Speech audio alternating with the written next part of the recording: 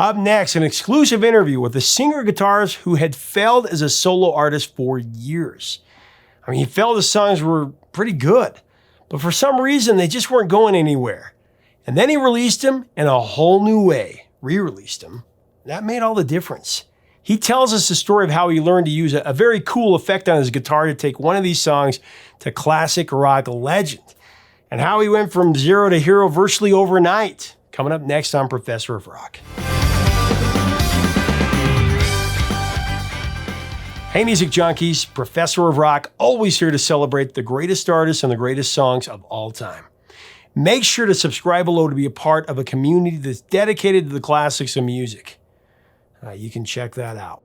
I'm excited to bring you another episode from our series, Revelations. This is where featured artists go deep into their greatest songs and greatest albums, insight you won't find anywhere else.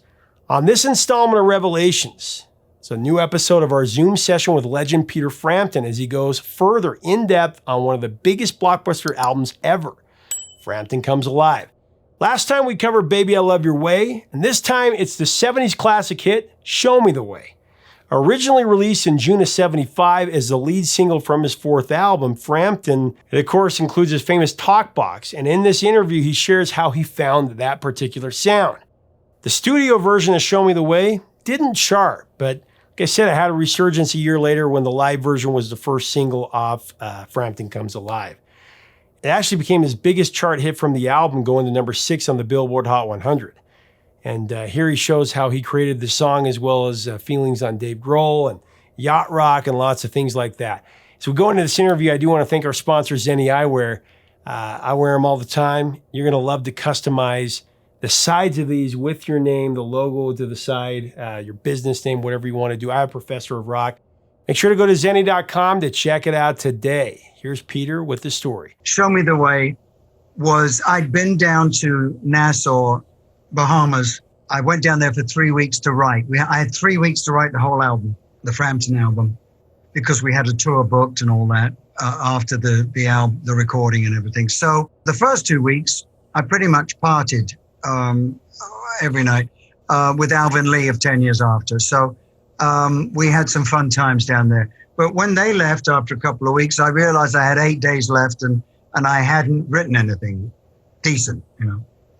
So I got up that first of the last 8 days, and within about 20 minutes, I had fiddled around on acoustic, and I'd come up with the intro and the verse to Show Me the Way.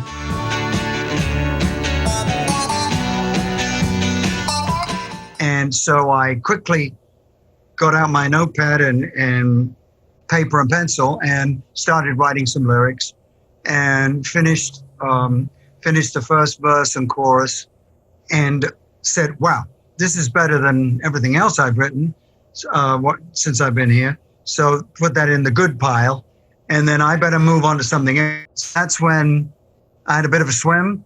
I had some lunch. I went outside. About 4 o'clock, I guess, I started fiddling around again on my acoustic, and I came up with the opening chords to Baby I Love Your Way.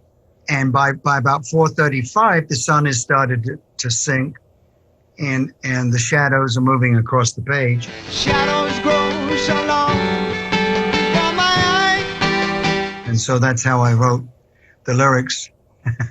I just wrote what I saw, you know. And so after having written nothing in 2 weeks, I now had 2 songs in one day.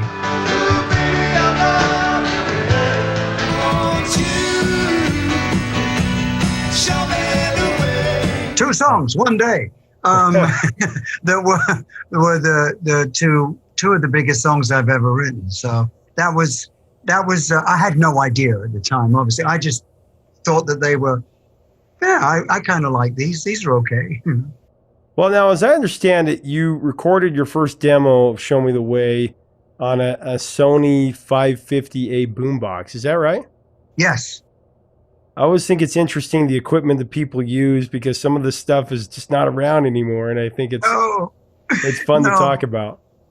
No, and I'm a gadget freak, so there were very few gadgets in those days, you know. So when you found Sony was making great audio gear then, and so when they came out with the one that was 2 mics on it, so it recorded in stereo, and it had a little built-in limiter in there, and you played acoustic in front of it, recorded it, and you played it back, and it sounded really good. So it was very inspiring to work with that machine. So so that was my demo machine at the time.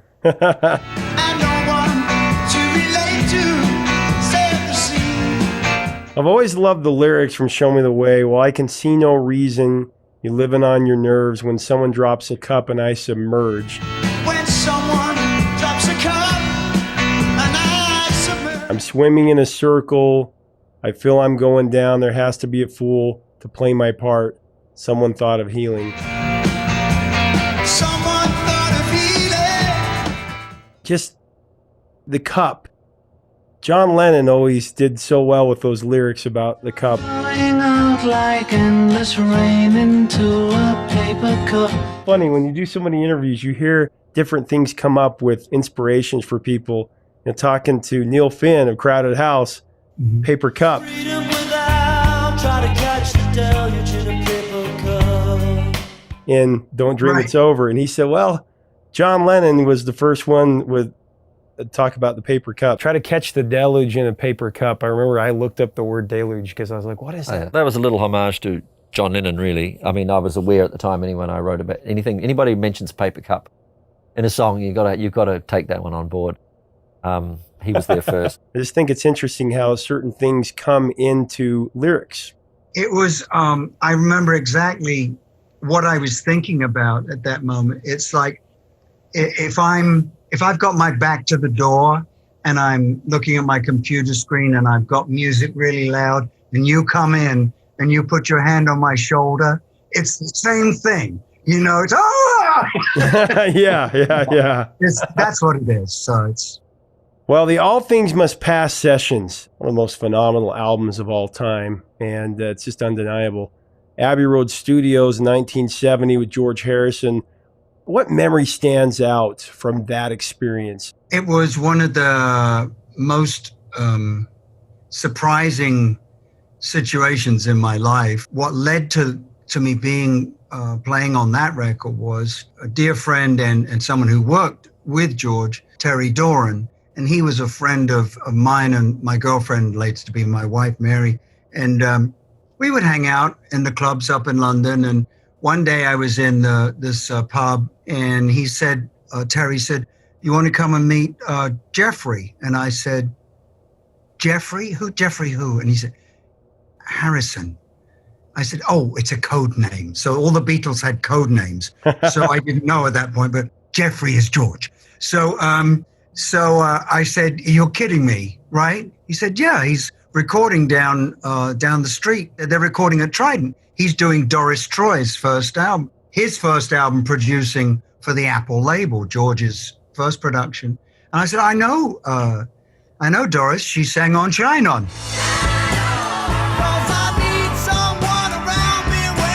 And that's when I meet George, and he just looks up from the console and goes, hello, Pete. And I thought, wow, he knows me. How does he know me?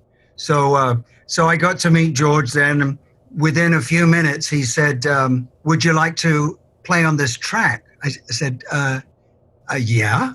The studio's downstairs, so we go downstairs, and there's Stephen Stills and Klaus Foreman. And I mean, it was like, oh my God, everywhere I looked, there was someone that I knew of if I didn't know them. So I started playing George's very famous red Les Paul that has this historical, it was given to him by Eric, I think. And Eric played it on While My Guitar Gently Weeps, that guitar. So I didn't know that at the time, otherwise I'm not sure I would have been able to play it. But I was playing that guitar, and we start playing the song. He shows me the chords, and we start recording the track, and I'm playing rhythm. And he stops everybody. He looks around, he said, no, Pete, I want you to play lead. I'll play rhythm. And I went, oh my God. So that's how I ended up playing on Doris Troy's first single from that album. Ain't that cute, baby? Ain't that cute? Ain't That Cute? And I played most of the lead guitar on that. George played a little solo as well. But I played most of the lead on that. And then he invited me back to play on, they'd done half the album already and asked me, I played on, another 5 or 6 tracks, I think. And then a couple of weeks later, or a month later, or however long it was, George himself called me up and said, do you want to come and play on my album now? And I said, all right then. If you insist. So it was unbelievable. So this is George's first solo record.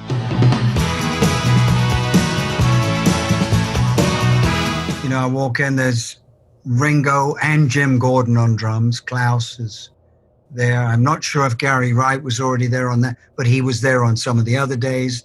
Pete Drake, the pedal steel player, came in and from Nashville, where I am now, and he became a lifelong friend. And he sat down with his pedal steel, and when we weren't recording, he said, Peter, I want to show you this. Have you ever heard one of these? And he gets out a talk box. He got the brilliant idea one time to make his steel guitar talk, and he actually does it right now with a beautiful song, Forever. Pete Drake. The pedal steel starts singing to me. Pete Drake, of course, played Bob Dylan's Nashville Skyline. Great session player. Oh my God, he was in the A-Team. He was one of the main. If you hear a pedal steel on all the 60s, late 50s and early 60s country classics, it's probably Pete Drake, Now, isn't Alvino Ray credited as the inventor of the talk box, right? Absolutely. And he also was a pedal steel player.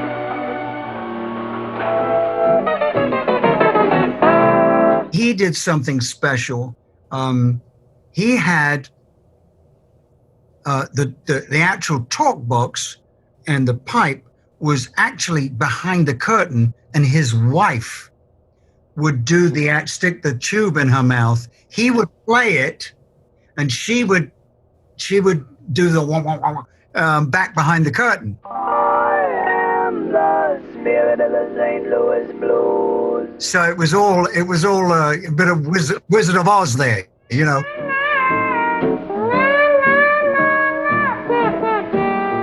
Be careful what's behind the curtain, So, yeah, that was the first one. Alvino Ray was the first guy that came up with that.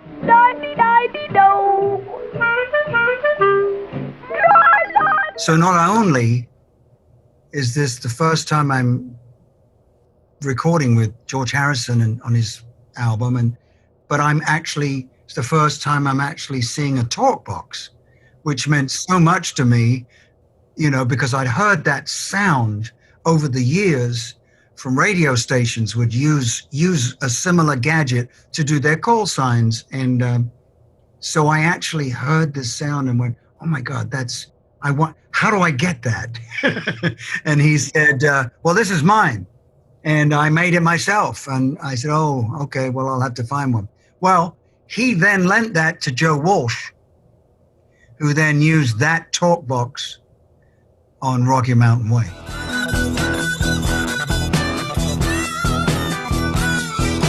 So that's the solo. That's the talk box solo for me anyway. It's the definitive solo, and he used that same one that I saw in Abbey Road too. So it was a momentous week or however long it was. If that wasn't enough, I was just playing acoustic. I go home, and about 2 or 3 weeks later, I got another call from George, and he said Phil Spector was producing it. And he said, Phil wants more acoustics. He said, would you come and overdub some acoustics with me? I said, of course. So I went back, but this time it's just the two of us sitting on 2 stools, sitting in front of the glass in Abbey Road, looking at Phil Spector. We then jammed in between takes, so that was a momentous occasion. Well, you used the talk box in the studio recording of Show Me the Way.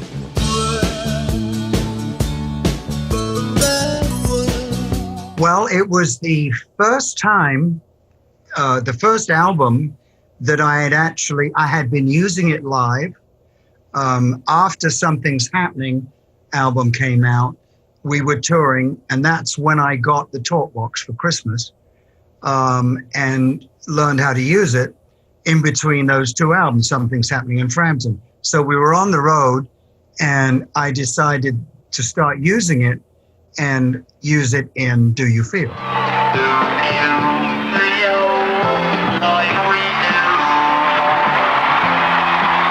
So that's where it first started. So then when we go to the studio the next time to start recording, and we get to Show Me the Way, I said, well, let me try this new gadget I got. Let me try this talk box. And we just thought, well, yeah, it's not bad. It just sounds pretty good, actually. What is that? You know, I said, oh, well, I found one. And so anyway, it ended up playing the melody, that little intro melody on Show Me the Way. That's where it came from. First time ever. And I think I actually used it on that studio recording to sort of do background vocals as well. And so I was experimenting with it. And then, of course, when we started doing Show Me the Way live on the next tour to promote the Frampton record, that's when we did Show Me the Way for the first time live. And it was obviously, so now it was in two numbers.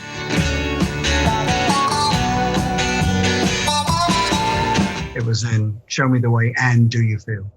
Well, of course, when it was released from Frampton Comes Alive, went to number 6 in the Hot 100, number 10 in the UK, and number 1 in Belgium and the Netherlands, and number 2 in Canada. And some years later, Dinosaur Jr. did a cover of it. Did you ever hear that? Yes, yes.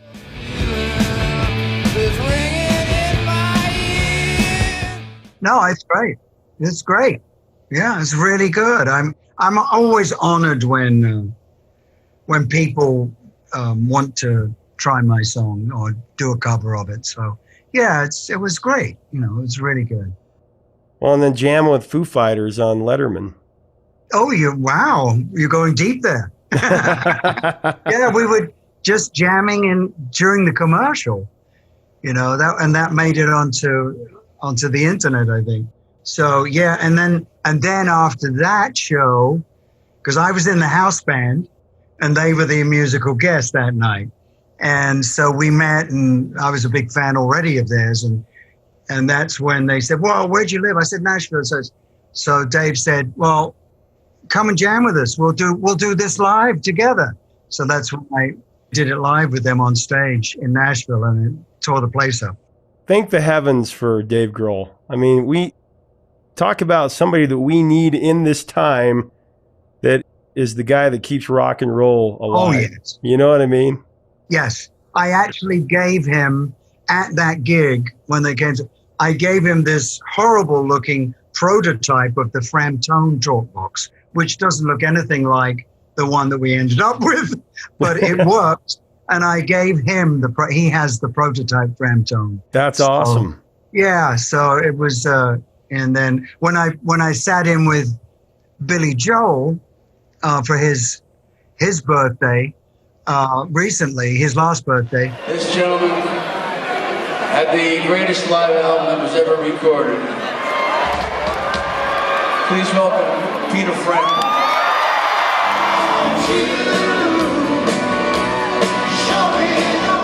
We'd met years before, and he asked me, of course, about the talk box. He said, can I put a piano through that? And I said, yes, of course you can. You can put anything through it. He never got one. For his birthday, I brought him out one on stage. Yeah. I gave it to him at the sound check, and I just wanted him to say, hello, New York, or something through it. But he was too nervous to do. He said he needed to woodshed a little bit. Yeah. Well, you know, on Show Me the Way, what's interesting is how things change over the decades. And you have this this kind of, I don't know if it's a fad or what's going on, but people rename genres 20 or 30 years after. And I hear it played on yacht rock radio, and I think, what? What do you think about that when it's included in like the yacht rock classics? They call it yacht, the rock from the late 70s, early 80s, yacht rock. I have not. I must be living such a narrow life. I have not heard of yacht rock yet. Please explain what yacht rock is. Well, they coined the term online about 10 years ago, and they put like Hall & Oates and Steely Dan and Toto and a lot of these bands in that because it's more of the acoustic centered rock and stuff like that. Christopher Cross and Michael More McDonald. of a soft rock thing then. Yeah. Okay. All right. Yep. And they call it yacht rock because sometimes it has a nautical theme like sailing, Christopher Cross. Right.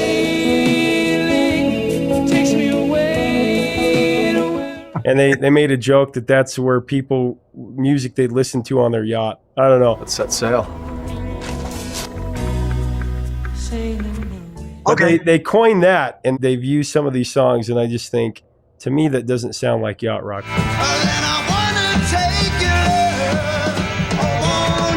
But anyway, I just wanted to get your take on that. You know what? If they want to put yacht rock, I'll get anywhere. If they want to play that, that's fine. That's fine. More royalties for me. Yeah. Hey, thank you so much, Peter.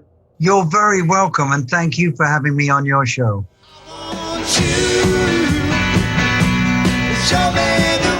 A little while ago, Peter released his memoir. It's out now. I'll link to it. It's called Do You Feel Like I Do? Great read. You got to check it out. Thanks so much for watching this interview. Make sure to leave us a comment about Peter Frampton, about this song, about the talk box. What are your memories of Frampton Comes Alive? If you like our content, we do invite you to subscribe below.